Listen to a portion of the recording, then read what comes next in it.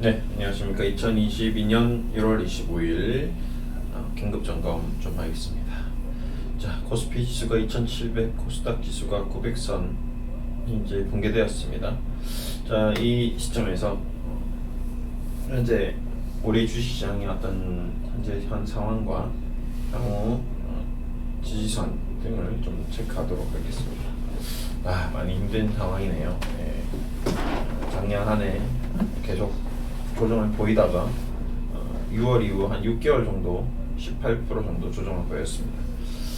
지금 코스피를 이렇게 쭉 보셨을 때 우리 주식시장의 역사를 이렇게 되돌아볼 수 있게끔 해주는 중요한 자료가 되고 있습니다. 우선 IMF 때, 그쵸? 이때 270포인트까지 1차적인 IMF 때 한보 사태, 하이닉스도 당시에 현대전자라는 회사가 이제 무너지면서 반도체 쪽으로 바뀌었고, 각종 대우 사태, 엄청난 일들이 일어났고 277포인트까지 갔던 주시장이 단기적으로 1000포인트까지 돌파하는 굉장히 큰 퍼포먼스를 보였습니다. 그리고 나서 또 몇 년간 조정을 보였죠. 그러고 나서 다시 이제 시장이 살아났습니다. 살아나서 2000포인트까지 단박에 올라간 2008년 중국발 경기 호황이었죠. 북경올림픽이 이루어지기 전까지 주시장이 큰 폭으로 상승했습니다. 그리고 북경올림픽 붐과 동시에 2009년 리먼 브라더스 사태, 이때 폭락이 왔었죠.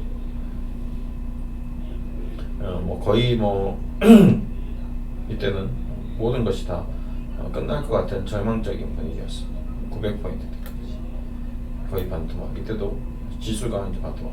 근데 지수가 반토막 정도라면 예에서 한전이라든지 농심이라든지 이런 대형주 경기 방어주 같은 경우는 쭉 주가가 좀 안 빠지기 때문에 실적으로 개별 주식은 70-80% 가까이 조정을 보입니다.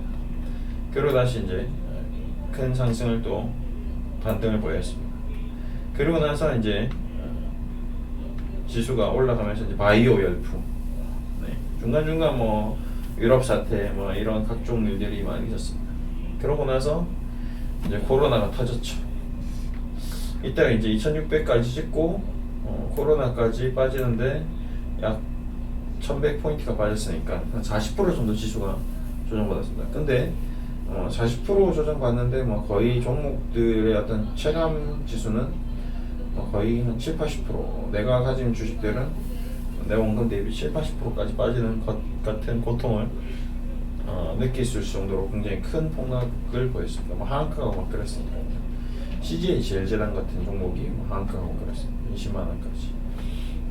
그런 대형 우량주도 천천하게 붕괴되고, 삼성전자도 4만 원, 38,000원까지 빠지고, 다시 코로나가 이제 회복되면서 3,300까지 올라가는 또 기염을 폈습니다. 이때랑 좀 비슷하죠. 그러니까 큰 폭락이 나오고 항상 엄청난 폭등이 나왔습니다. 좀 그 점을 좀 보여드리고 있는 부분이고, 큰 폭등 뒤에 또 큰 폭락이 나왔던 것 같습니다. 그렇죠? 그래서 이번에도 이제 좀 시장이 굉장히 위험해지다 보니까 비트코인부터 시작해서 엄청난 유동성으로 주가가 상승하고 B2 영원까지 끌어서 투자를 했는데 주식시장도 코인시장도 다 무너지고 있습니다. 부동산 시장이 이제 어떻게 될지 좀 우려가 되는데 부동산도 조짐은 보이고 있죠. 어쨌든 현재 시점에서 주식시장에 대한 점검을 집중적으로 해야 되기 때문에 우선 주식시장에 집중해서 봤을 때 현재 시점에서는 항상 이제 극성의 변화, 고점이 직전 고점이 지지선이 되기도 합니다. 그래서 지금 현재 우선 2,700원 지지해야 되겠지만 2,700이 만약에 붕괴되더라도 2,600포인트 때는 유지해야 된다. 요 라인은 좀 지켜야 된다. 그래서 코스피는 1차 지지 라인을 2,600 정확하게 잡으면 요 점과 요 점의 고점을 지지하는, 그래서 두 저점의 고점의 어떤 한 중간점 정도는 2,620 정도, 2,620 정도를 지지해야 돼. 1차적으로 2650 정도.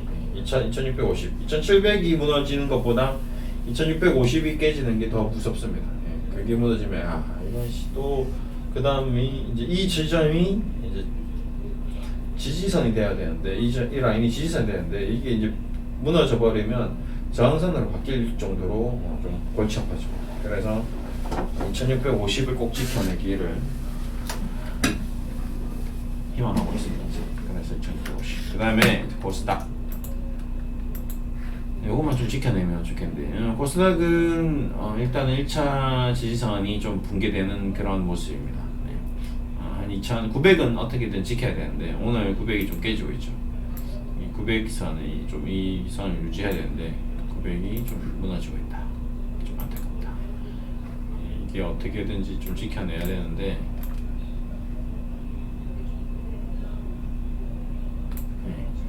이렇게 되면 코스닥은 좀 추가적으로 좀 조정을 보일 수도 있겠구나 싶습니다. 근데 이제 현재 시점에서 왜 이렇게 빠지느냐라고 봤을 때 미증시 때문이냐, 진짜 미국의 금리 인상 때문이냐, 원달러 환율이 폭등하느냐, 여러 가지 복합적으로 좀 작용되고 있죠. 원달러 환율도 지금 천정부지로 올라가고 있고요. 그다음에 또 여러 가지 이슈 중에 하나가 이제 러시아와 우크라이나의 문제. 이게 또 어떻게 이제 전쟁 한동안 얘기가 없었던 전쟁까지 발목을 잡습니다. 주시장이 좋을 때는 악재로 다 무시해버리죠. 근데 주시장이 나쁘면 이제 모든 악재가 다 반영됩니다.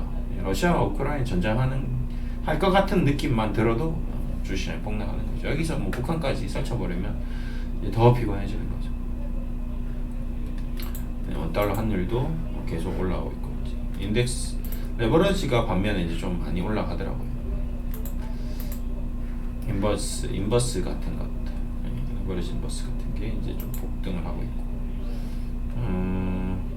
여러 가지로 지금 현재 상황이 녹록치는 않은 것 같습니다.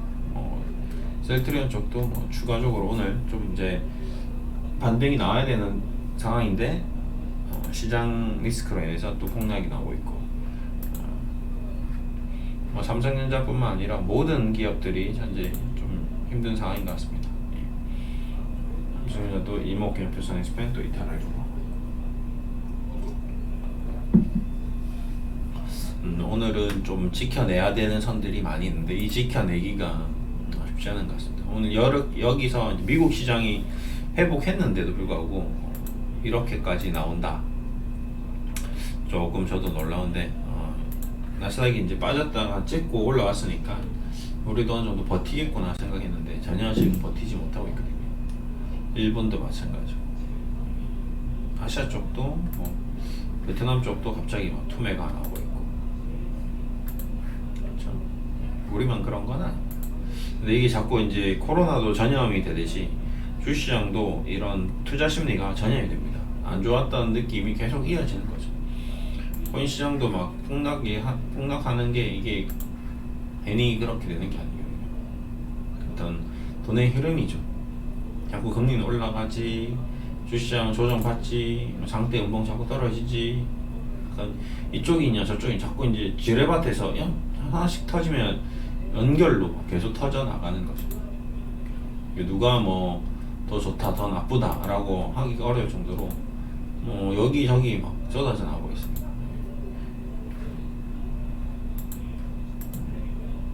이럴 때는 최소한 현금을 좀 최대한 좀 확보 가능하다면 좀 현금을 확보해 나가면서 시장을 좀 관망할 필요가 있겠죠. 무리하게 제일 중요한 것은 여기서 가장 중요한 것은 여기서 주가가 싸다고 신용으로 주식담보대출로 주택담보대출로 여기서 대출을 받으시면 안 됩니다. 제가 그 얘기를 하려고 오늘 얘기를 드린 거예요. 그동안도 계속 안 된다고 했는데 내가 가지고 있는 자산이 이제 많이 빠졌죠. 여러분들이 보유하고 있는 주식들이 좋은 기업들입니다. 그렇죠? 셀트리온도 좋아요. 그런데 이게 자꾸 떨어지니까 더 좋아 보인단 말이죠. 더 싸 보인단 말이죠. 이제 이럴 때 무리하게 여기서 신용을 더 질러버리면 그때는 우리가 지금 현재 제가 여러분들께 드리고 싶은 얘기는 기업 자체의 문제가 아닙니다. 지금 현재 우리가 보유하고 있는, 우리가 투자하고 있는 대한민국 기업들은 너무나도 좋아요. 너무나도 현금이 풍부하고 앞으로 반등할 여지가 있습니다. 맞습니다. 맞아요. 근데 그 저점을 잡기가 어렵다는 거죠. 지금이 지하 1층인지 지하 2층인지 지하 3층인지 이 지하가 어디인지를 이렇게 가늠할 수 있는 가늠자가 현 시점에서는 없습니다. 그 누구도 가늠할 수가 없어요. 그렇기 때문에 그런 거죠. 여기서 미국 지금 외국인들이 선물을 계속 매도하고 현물을 매도하는데 이 끝이 어디냐라고 물어볼 수가 없다는 거죠. 그리고 물어본다 하더라도 그 대답을 줄 수 있는 사람이 세상에 없다는 거예요. 나스닥 시장이 지금까지 올라간 이유도 우리가 100% 예측할 수 없었던 것처럼 나스닥 시장이 최근에 하락한 것도 알 수 없었던 것처럼 이게 어디까지 떨어질지 모른다는 겁니다. 진짜 뭐 12,000까지, 10,000포인트까지, 7,000포인트까지, 16,000에 반토막 8,000포인트까지 떨어진다면 그야말로 신용 투자자들이라든지 비투자자들은 나만 아는 게 하나도 없는 깡통 계좌가 되는 거거든요.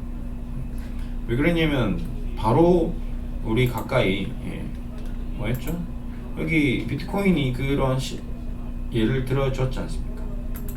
비트코인이 모든 사람들이 투자하고 비투자하고 막 했는데 어떻게 됐죠? 지금 비트코인이 뭐 원화 코인 같은 경우는 1억 간다고 했는데 현재 얼마입니까?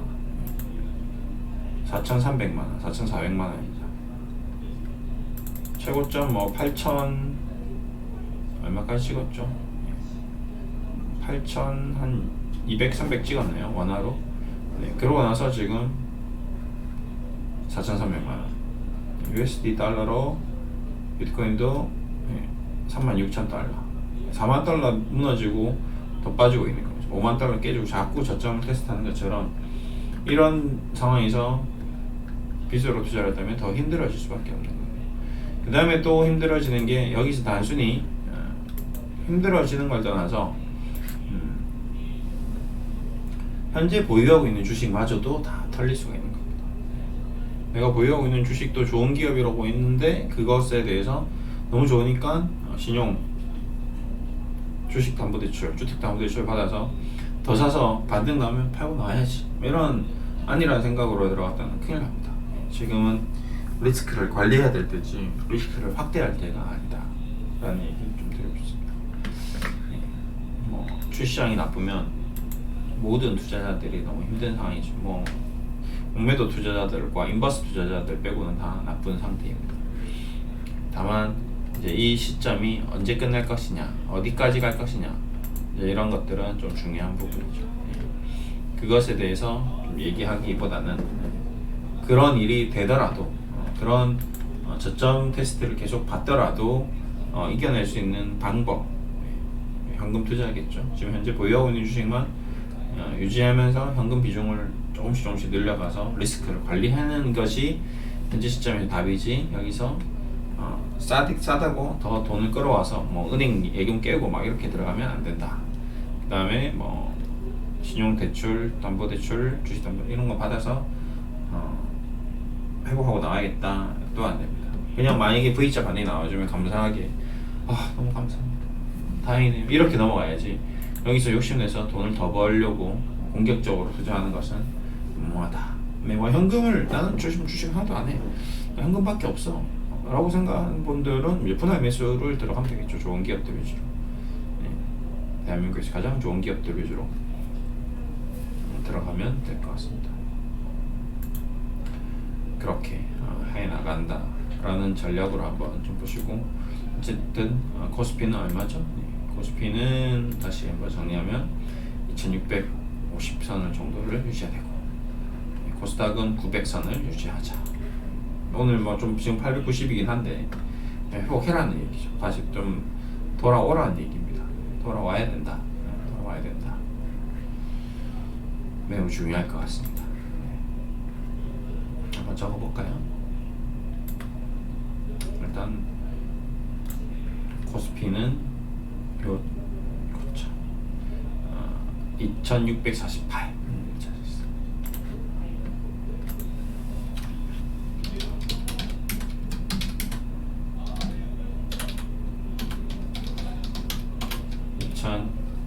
1648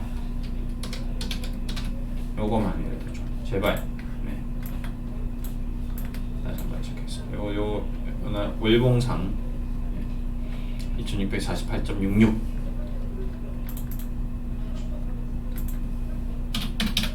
요거만이라도 좀 지켜줬으면 좋겠습니다. 쉽지가 않네요, 그쵸? 이거를 지키기도 만만치 않을 겁니다.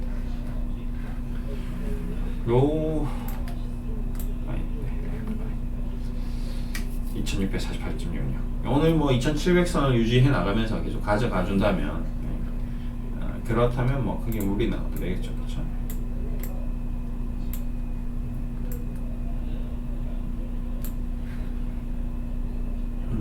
그러면 이제 지수를 좀 유지해 나가면서 다시 시장이 살아나면 반등을 줄 수 있는 지금 뭐 다행히 조금씩 종목들 셀트리온도 조금씩 뭐 저점 찍고 올라오려고 하는데 쉽지는 않은 것 같습니다. 다들 힘내시고요. 정신 바짝 차리고 파이팅 하겠습니다. 감사합니다.